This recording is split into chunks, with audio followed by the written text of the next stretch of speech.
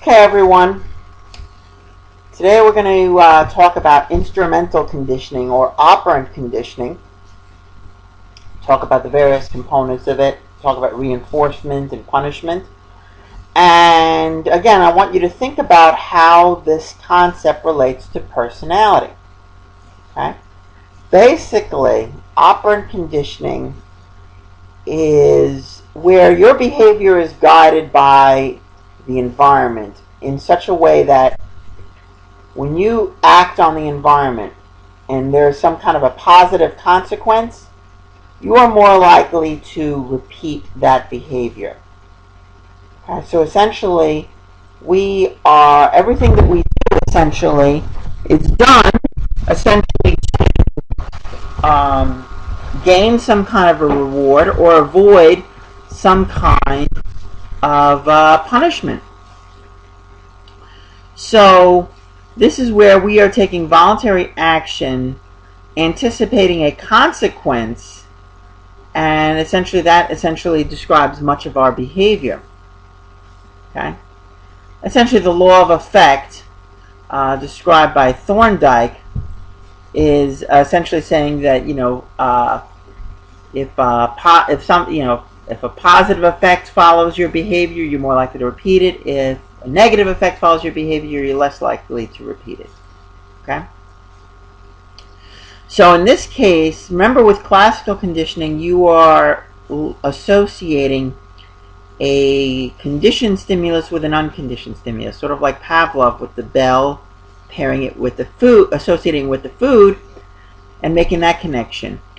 With instrumental or operant conditioning, you are associating the behavior or a response in the language of operant conditioning and a consequence. So it could be, if you go back to like the beginning of this PowerPoint slide, where the behavior could be swimming and the consequence could be getting an award, it's that essentially that award reinforces the behavior of swimming, makes that swimming more likely to occur again. So the award is the consequence, the behavior or the response is the swimming.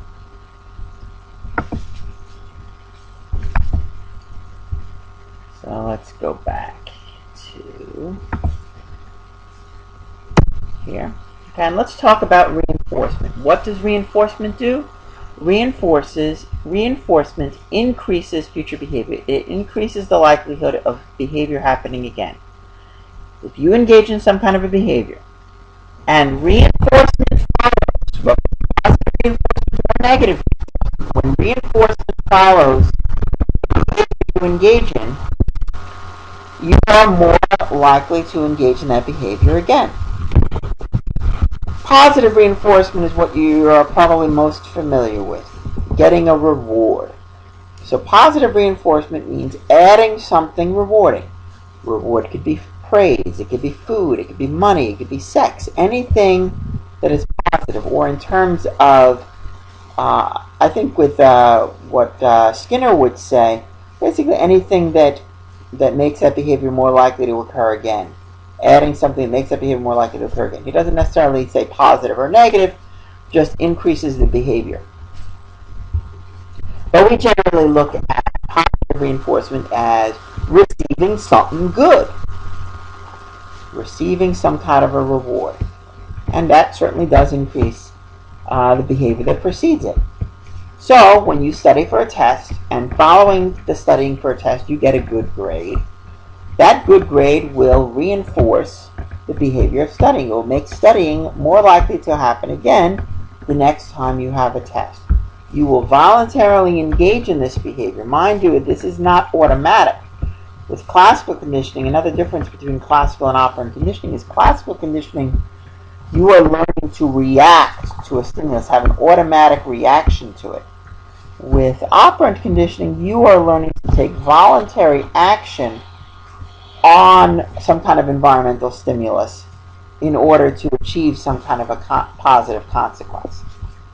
So bottom line, positive reinforcement, receiving something rewarding, getting something good. Okay.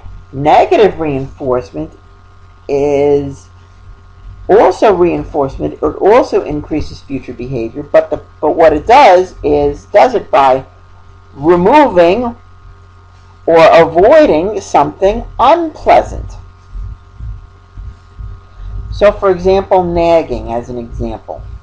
Nagging is unpleasant. If you are the recipient of being nagged, it's unpleasant. So how do you get rid of the nagging? You do what the person nagging you is telling you to do. So if mom says, clean up your room, clean up your room, clean up your room, would you clean up your room already? Clean up your room. Then what you need to do is, all right, I'll clean up my room. You clean up the room, and what that does is it stops the nagging. So the reinforcement, the negative reinforcement, is the stopping of the nagging. And removing an unpleasant loud noise by, if there's a loud noise outside and you close the window, the behavior of closing the window is reinforced by the loud sounds going away. Okay? And the purpose of negative reinforcement is the same purpose as positive reinforcement, to increase the likelihood of the behavior preceding it happening again. So when you clean up your room to stop mom from nagging, the stopping of the nagging is the reinforcement. If you take an aspirin when you get a headache and the headache goes away, the behavior of taking the aspirin is reinforced by the headache going away. In that case, you are escaping from an unpleasant stimulus. Likewise, if you are a person who tends to get seasick, and you know that you're going to be going on a boat, what do? You take a Dramamine pill, and that will prevent you from getting seasick. So in this case, you're not removing a painful stimulus, you are actually avoiding it. So the behavior of taking the Dramamine is reinforced by the avoidance of the unpleasant seasickness. So, as another example, you put on your seatbelt when the car is bing, bing, bing, telling you to put on your seatbelt. When you put on the seatbelt, it shuts off that noise. When you are woken up in the morning by the alarm clock and it's going beep, beep, beep, when you shut off the alarm clock, that behavior of shutting off the alarm clock is reinforced by the unpleasant sound going away. Okay? So bottom line, positive reinforcement, you're adding something pleasant. With negative reinforcement, you are taking away something unpleasant. So what are reinforcers? You have primary reinforcers and secondary reinforcers. Our bodies are actually designed to respond to reward. In fact, we have an area in our brain, and a reward center of our brain essentially, that essentially responds when we receive a reward. This part of the brain becomes active, essentially telling us we like this and let's keep doing this. So we are biologically hardwired to find certain things reinforcing. And those such things are food, water, comfort, sex, and whatnot. Those are things that we find rewarding, and we will continue to do things that lead us to those consequences. Those are positive consequences, and we will continue to engage in behavior to seek those consequences. Okay? But we are not simply animals. We are human beings, and we are complex creatures.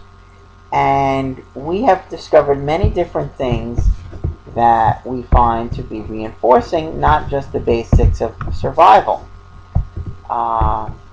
So a secondary reinforcer is something that we learn to find reinforcing, where before, we don't have to learn to find food reinforcing.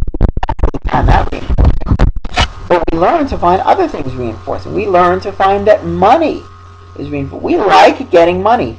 When you do something and after doing it you get money for it, you're likely to do that again. That's what you do every week when you go to work. There are also other things that we learn. We learn to like getting A's in psychology classes. Now, an A in a psychology class, what is that going to do for you in the middle of the desert? It's not going to do anything for you. So, but nevertheless, we learn to appreciate it. We know it's a sign that we're doing good work, and we enjoy it. We keep wanting to do things that will get us A's. But again, by itself, this is something we learn to value.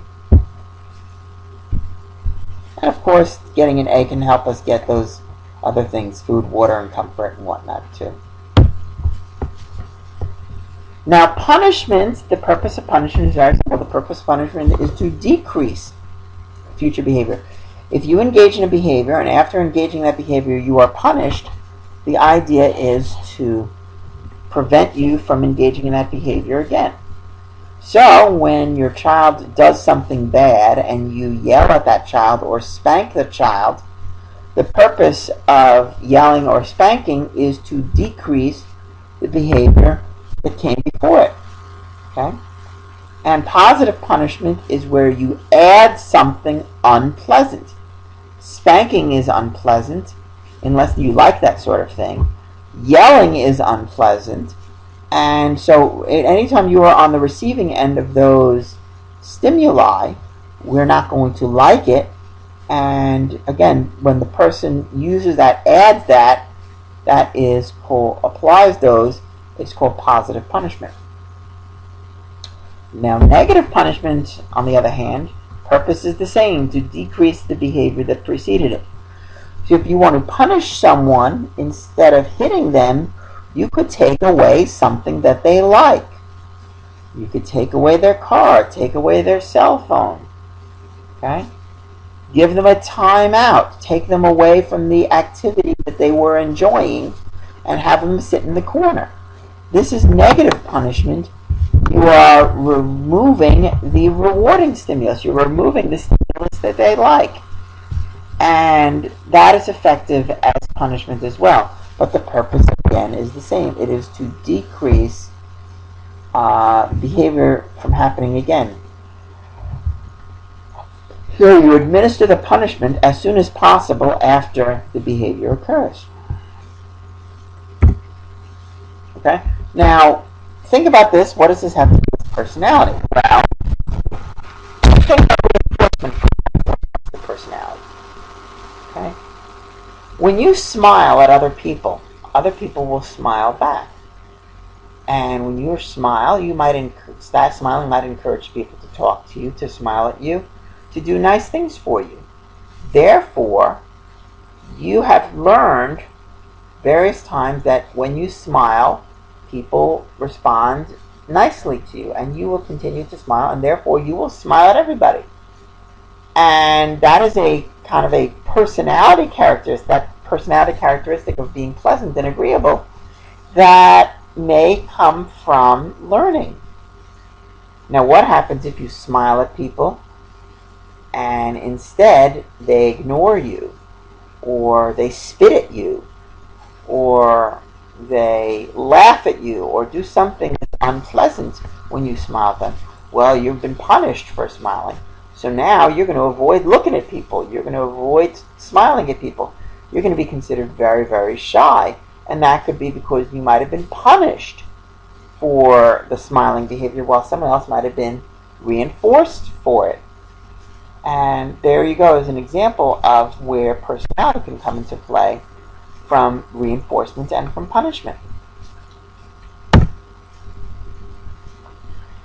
Now, reinforcement is something where, in other words, the idea is you engage in behavior, something good happens afterwards. So either you take away something unpleasant or you gain something good, negative or positive reinforcement, and you will continue to do those behaviors that lead to that are positively reinforced. Behavior that is reinforced will be repeated. Okay? Now, in some cases, every time you do a particular behavior, you are going to get reinforced for it. If every time you smile at somebody, someone smiles back, then that would be continuous reinforcement. Is that like real life? Do you find that every time you smile at someone, you always, every single time, get a smile back? Well, probably most of the time you do, but not every time. And that means that the reinforcement is only partial or intermittent reinforcement. Partial reinforcement means your behavior is reinforced only some of the time. So, for example, let's say you're used to most people smiling at you, but not everybody. If you smile at somebody and that person does not smile back, are you going to suddenly get into a depression and say, I'm not smiling to anybody anymore ever again? No, you'll still smile at people, and you will assume that maybe the next time you smile at someone else will be nicer and smile back. Okay? Partial reinforcement is harder to extinguish. And it's also harder to make the acquisition of the connection between the behavior and the consequence. Because if you're reinforced every single time you do something, it's going to be very quick to learn. You're going to quickly pick up, oh, every time I do this, something good happens. I'm going to keep on doing it. I'm going to keep on doing it. Okay? Very easy to learn. With partial reinforcement, it may not get it the first time. It may not be the second time. It may not be the third time. You might give up before the reinforcement comes. You know? Hey, you don't get an A every time you study for an exam, but you keep on doing it. You keep on doing it. You keep on doing it. You are reinforced part of the time. Sometimes you get an A, sometimes you don't. And you'll keep on doing it, and it'll take a long time before you quit. If you continue to get F, F, F, F, F after F, yeah, eventually you might stop studying. But until then, you'll be reinforced on a partial reinforcement schedule for your exams. So wouldn't it be nice if every time we did something in the purpose of seeking a positive consequence, every time it happened, every time it happened, okay? A soda machine is supposed to reinforce you for every time. It's supposed to provide you continuous reinforcement. In other words, when you put money into a soda machine and you press the button for the soda you want, your soda will come out every single time. Okay? That is what you expect. Now, if the soda machine is broken, then you are going to put money in, press the button, no soda comes out. You might put more money in and try it again, but most likely you will essentially have this, you'll eventually no longer do it. The bottom line is, in real life, most things that we do are only reinforced partially. But it's important that we continue doing those things, and those things that we continue to do are hard to extinguish. There are 4 types of intermittent or partial reinforcement schedules that we'll talk about: fixed ratio, variable ratio, fixed interval, and variable interval. Let's start with a fixed ratio schedule. A fixed ratio schedule means that you get your reinforced not every time, but after a set number of behaviors that you engage in. Okay? Skinner examined these particular schedules of reinforcement in his research using pigeons. Well, he'll put pigeons in what is called a Skinner box, and the pigeon will peck on a button, and after pecking on the button, a food pellet will come out. Now, if the pigeon pecks on the button and a food pellet comes out every single time, then that would be continuous reinforcement. If you wanted to set up a fixed ratio schedule with the pigeon, what you would do is you would have the food pellet released after maybe 10 pecks. And you would see the pigeon would learn to peck 10 times before the food comes. And if the pigeon has been deprived of food, that pigeon is going to be pecking really, really fast, because the faster you peck, the more often you're going to get food. So take a look at the pattern of a fixed ratio schedule. An intense number of behaviors, and then you get reinforced. then an intense number of behaviors reinforced. Intense number of behaviors reinforced. So you guys basically who are getting fixed ratio, reinforced on a fixed ratio schedule, there's a very, very active amount of engaging in the desired behavior. A variable ratio schedule is where the reinforcement comes after an unpredictable number of responses, or maybe after an average number of responses, but you don't know where it's going to be. So, for example, let's say the pigeon is pecking the button to get the food, and maybe the pigeon will peck 3 times and the food comes out. Maybe then the pigeon will peck 7 times before the food comes out. Then maybe the pigeon will peck 5 times. Then maybe the pigeon will peck 14 times. Then maybe the pigeon will peck 37 times.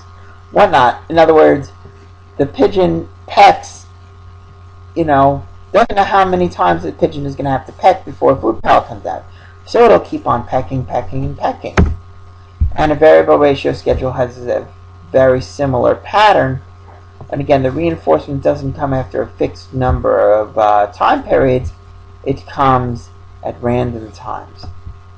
I want you to think of it. If you think of an example of a variable ratio schedule, a perfect example would be a slot machine. When you put money into a slot machine and pull down the lever, you're certainly not going to get continuous reinforcement. You're certainly not going to win every time. Okay? But maybe your next win will be, maybe your next pull will be the win. Maybe it'll be the next one. Maybe it'll be the next one. You're always waiting for the next win because it could come at any time. It's a variable ratio schedule. You don't know how many times you're going to have to do the behavior before your next reward comes. So that pigeon will be pecking, pecking, pecking away at that button until the food pile comes out and keep on going, and it's not going to stop. Now, interval schedules are based on not the number of responses that you have, but rather the passage of time. So fixed interval schedules means the reinforcement comes after a fixed amount of time. Okay? So fixed interval schedules tend to follow where there is a flurry of activity before the reinforcement comes, then you lulls off because you know it's not coming for a while. Then it starts flurrying of activity when you know it's coming again. So you get that scalloped, step-like function here regarding a fixed interval reinforcement schedule. You'll work hard right before the reinforcement, then once the reinforcement comes, you'll slack off a bit. Work hard again, slack off again. Work hard again, slack off again. A good example of this in real life would be, let's say you work in a company where the boss is not around all the time. But you know that the boss always comes in sometime between 2 and 3, and then comes back again around between 4 and 5. Other than that, when the cat's away, the mice will play. So you're kind of like a little bit lazy at work, but then when you know that 2 o'clock is coming around, you start getting into a flurry of activity, getting back to work, making sure that if the boss comes in for his visit, he knows that he's working. And then after the boss leaves, you can all kind of relax again and go back to your socializing or whatever you're doing. So that would be a fixed interval schedule. If you go back to Skinner and his pigeon, what he did was he would essentially have the food available like at certain times of the day and then shut it off. So basically, if you are, for the pigeon would know that the food becomes available maybe at 12 o'clock. So maybe at around 11:45 it starts pecking away, trying to see, is it here yet? Is it here yet? Is it here yet?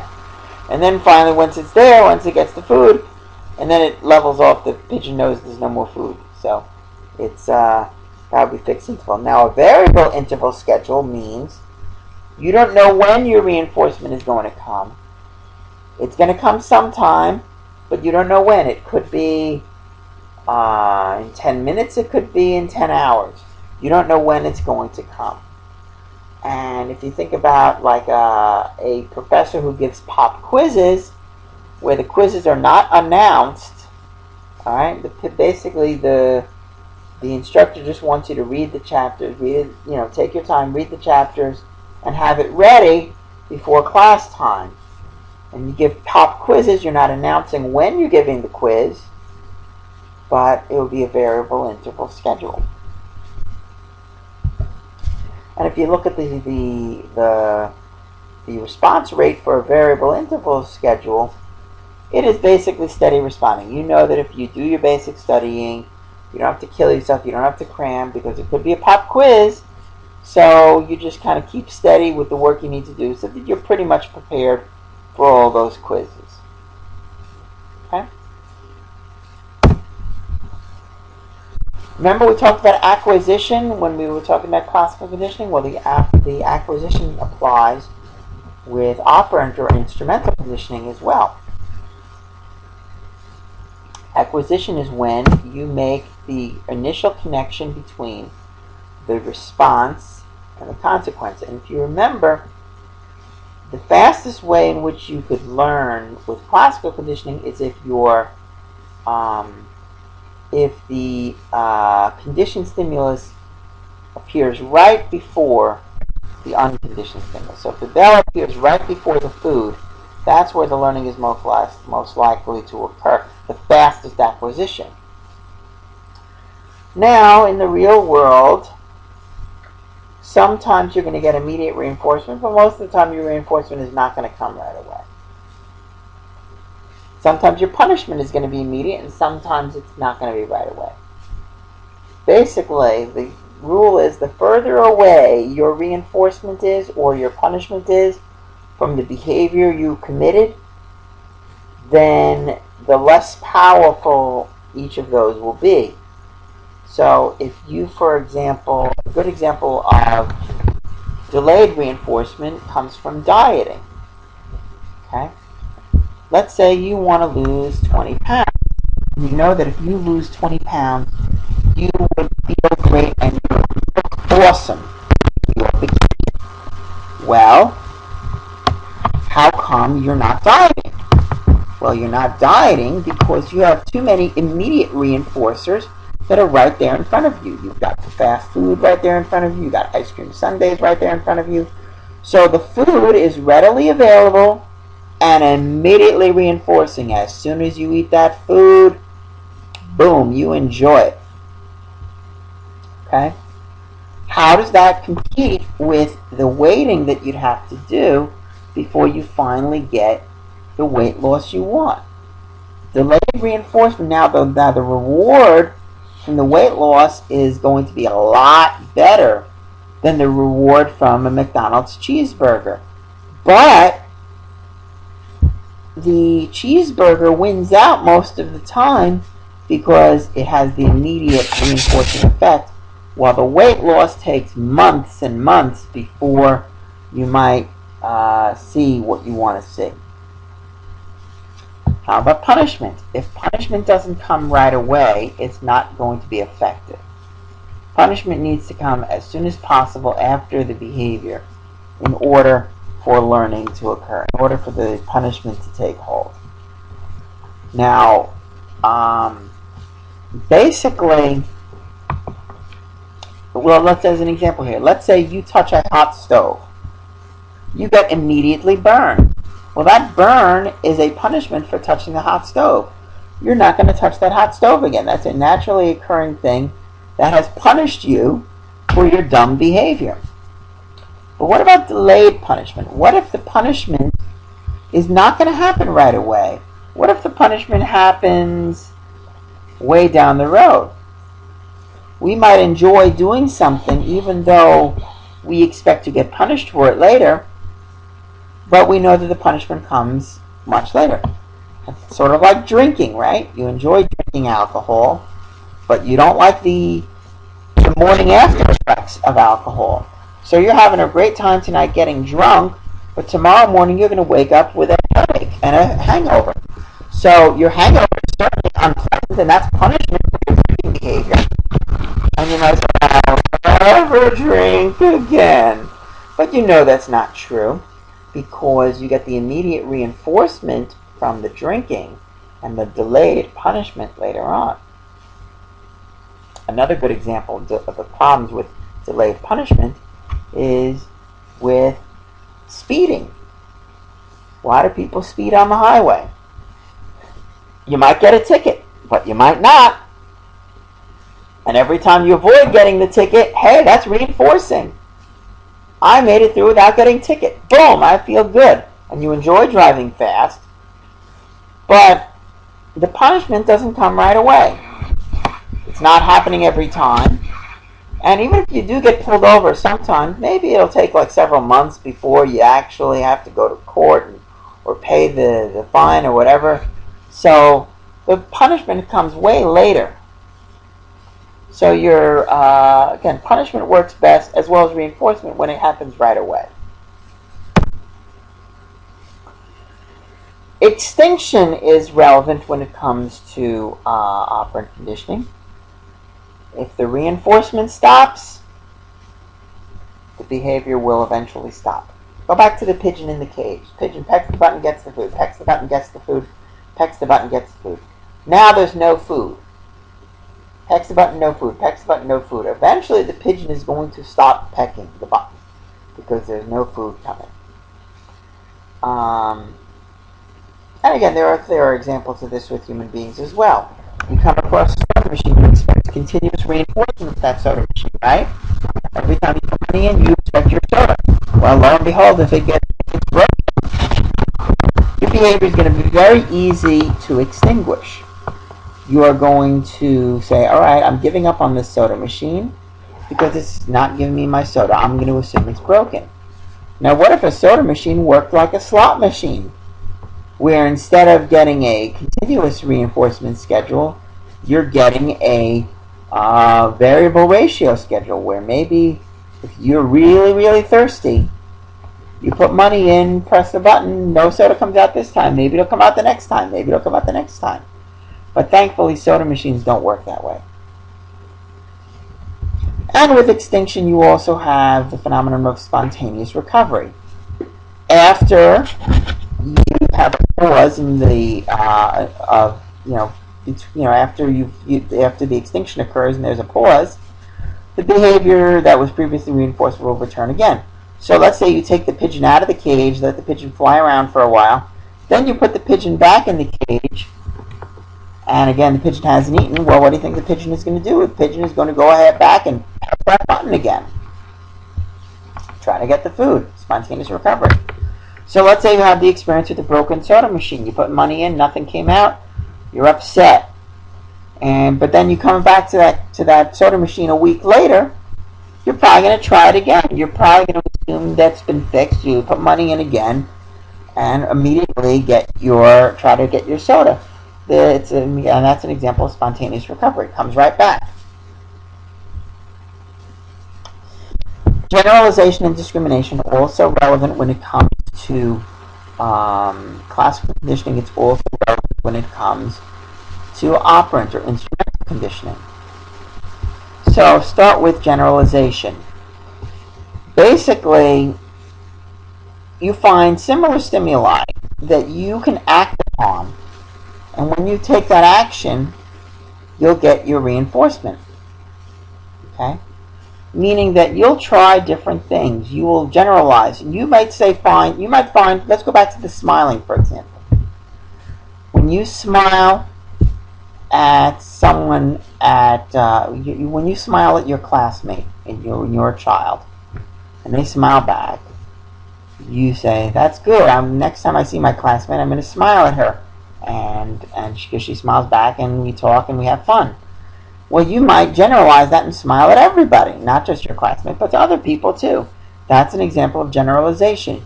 You got rewarded for smiling at your classmate, but now you're going to generalize and smile to everybody. Different stimuli, different people, you are going to engage in the same behavior because you've been rewarded for it here. And again, it's more or less, you can apply certain techniques that lead to positive consequences. So, for example, let's say you've discovered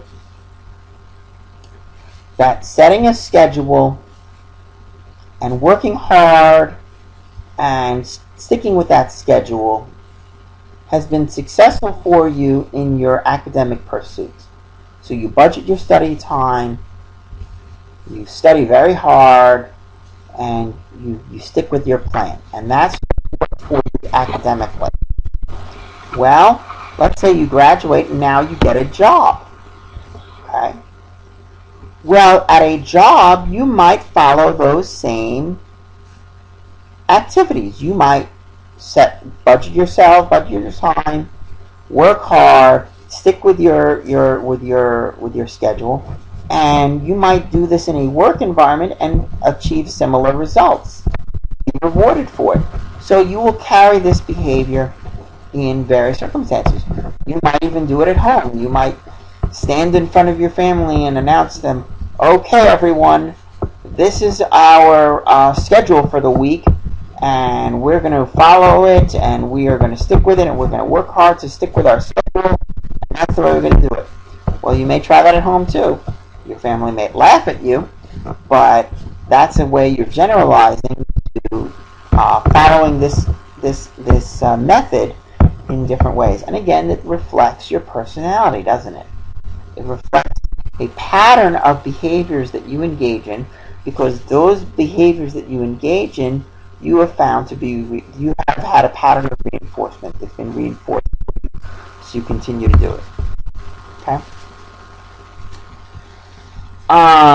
Discrimination would be where you are recognizing that only one stimulus will get you what you want, and you decide that you're only going to respond to the stimulus that gets you what you want. You're going to ignore the stimulus that doesn't get you what you want.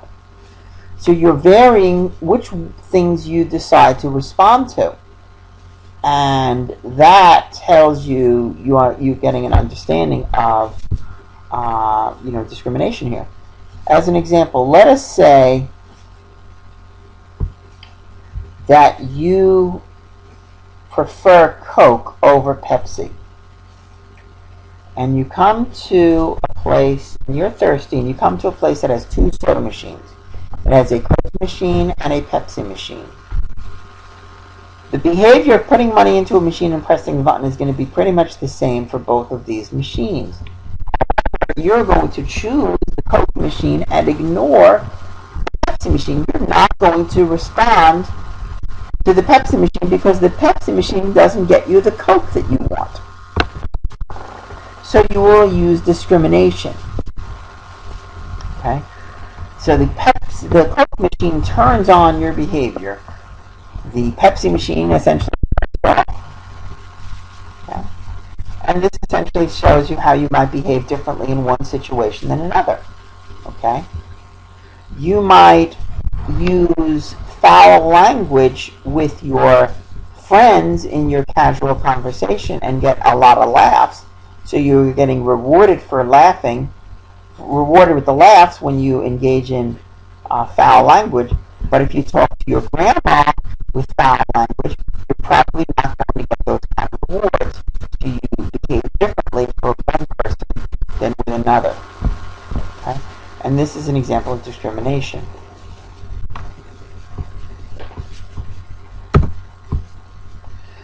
So anyway, I think we'll stop at this point in terms of talking about instrumental or operant conditioning. With the general, and I hope that you're getting an idea that these basic processes of learning, starting from the research with Pavlov's dogs, with Skinner's pigeons, actually does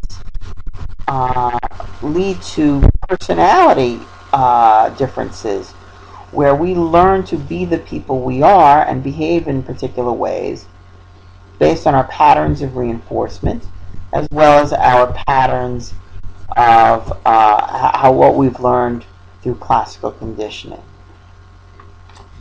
And I think next time maybe we will do a little talk on observational learning and modeling, kind of looking at the cognitive aspect of learning.